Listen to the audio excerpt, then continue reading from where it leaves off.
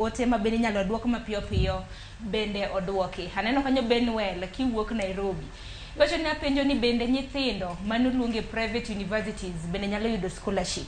Aparo ni mano ote ma bende nosewach kanyo gi Silas. Wacho ni hola ema ibo miu kende scholarship ne private universities tok bi chiudo. Mano ni kare Silas.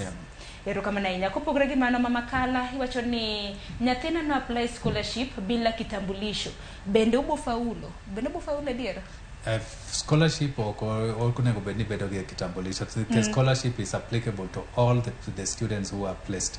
En manani paro mani chiwo ne gi motelo Silas, en manani ka gichiwo ne scholarship gikwa mana hola gikwa kwayo ma scholarship kende gikwa nyaka mano mar help. Yes, gikwa gite nikech mane mamdhi miyo koro tuition fee ni miluongo ne program cost dhi bedo catered for. Nikech kikwayo scholarship peke yake to minyiso ni part mori mar fee moro podo ine midhi chulo. Kore momiyo why encourage students nikech this model en iluongo nango gin gik madhi aratira achiel matiende ni nyaka ibed gi scholarship part of it keto loan kasto ka ine the last two groups mar 7% cha be onego bed ni koro gi janyuol kata student chulo kende. Kore momiyo why encourage ni ji tetete ki team application mar scholarship, team applications mar loan mondo mi koro ibed gi full tuition fee miluongo ni program cost. Aparo ni Silas jonyuol moko mana kaka Ruth mabede nyathine pok oyudo kipande nyalo bedo ni ringo ni we na dhi na scholarship omonde ka wach help nikech help to dwaro opande. Samoro ginyalo bedo ne gitimo. En paro mariek.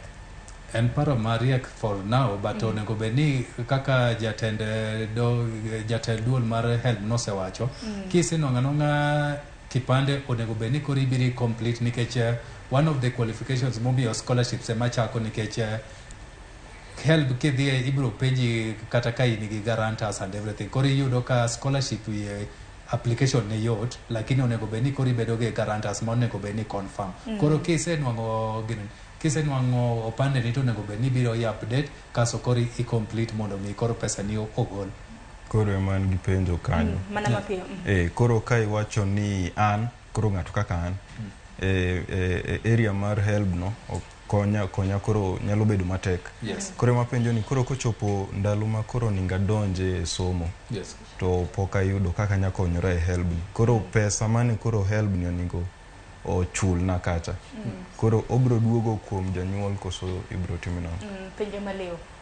Koro kaka duoko kaka jatend help nosewacho ni